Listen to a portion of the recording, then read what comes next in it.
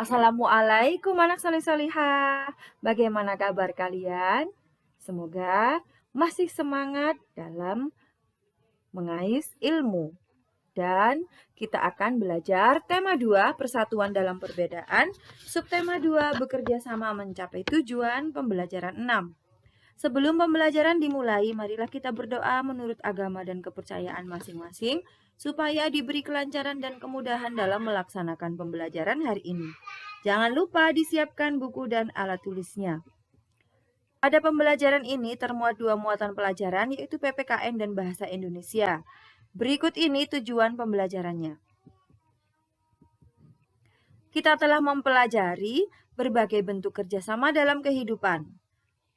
Tahukah kalian, kerjasama juga diperuntukkan dalam setiap jenis permainan, misalnya dalam permainan olahraga, ayam dan elang. Sekarang mari kita baca bacaan berikut ini. Bandung Lautan Api.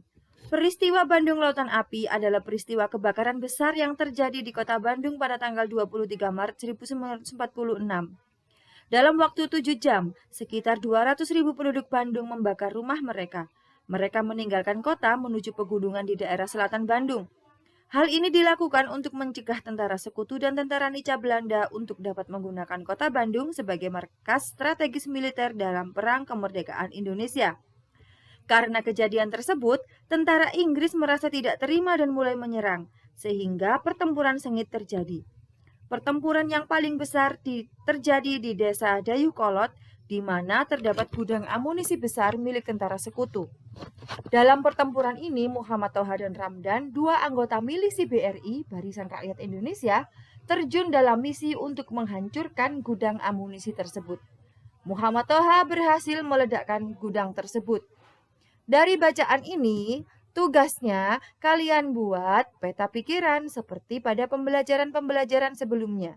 Caranya, yang pertama, baca bacaan tersebut dengan cermat, kemudian buatlah kalimatannya dengan menggunakan kata tanya 5W1H. Setelah itu, kalian jawab pertanyaan-pertanyaan itu dengan berdasarkan bacaan yang sudah kalian baca.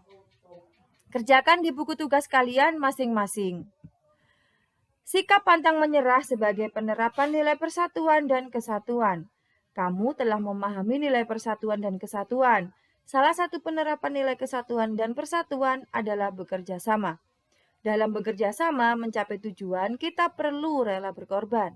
Selain rela berkorban, sikap pantang menyerah juga dibutuhkan dalam bekerja sama.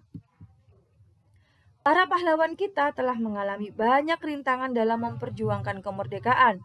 Akan tetapi mereka tidak menyerah begitu saja. Setiap kali menghadapi rintangan, mereka berusaha lebih keras lagi untuk menaklukkan rintangan tersebut.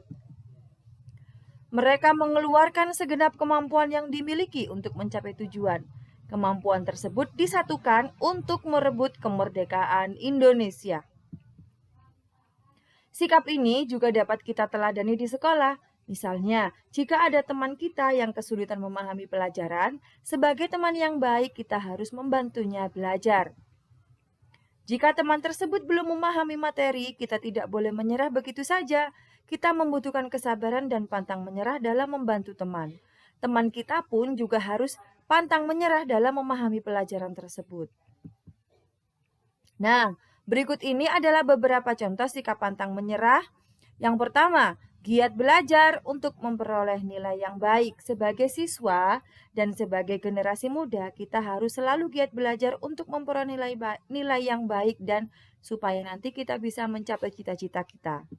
Yang kedua adalah meminta tolong guru, teman, atau orang tua jika mengalami kesulitan dalam memahami pelajaran. Nah, ini kalian lakukan, jangan sungkan-sungkan karena nanti malu bertanya sesat di jalan. Yang ketiga adalah membela kebenaran dan keadilan. Kita harus tahu bahwa kebenaran berada di atas segala-galanya. Selanjutnya adalah memperbaiki diri jika memiliki kekurangan. Jangan sampai putus asa. Kita sebagai manusia, jika ada kesalahan, jangan putus asa. Tapi yang kita lakukan adalah perbaiki diri kita supaya menjadi pribadi yang lebih baik lagi. Selanjutnya adalah menerima saran dan kritik dari orang lain dengan hati yang terbuka. Nah, saran dan kritik membuat diri kita menjadi lebih baik. Maka dari itu, jika ada saran dan kritik dari teman atau orang lain, kita tidak boleh sakit hati. Kita harus dengan hati yang terbuka untuk memperbaiki diri kita dan untuk kemajuan diri kita. Nah, anak-anak, tugasnya sebutkan 5 macam kerjasama yang ada di lingkungan masyarakat daerah tempat tinggal kalian. Kerjakan di buku tugas kalian masing-masing dengan benar. Sampai di sini pembelajaran hari ini. Jangan lupa tetap semangat belajar, belajar berilmu, ilmu yang bermanfaat. Jika ada kurangnya, Bu Lulu mohon maaf. Tetap jaga kesehatan dan tetap semangat belajar. Wassalamualaikum warahmatullahi wabarakatuh.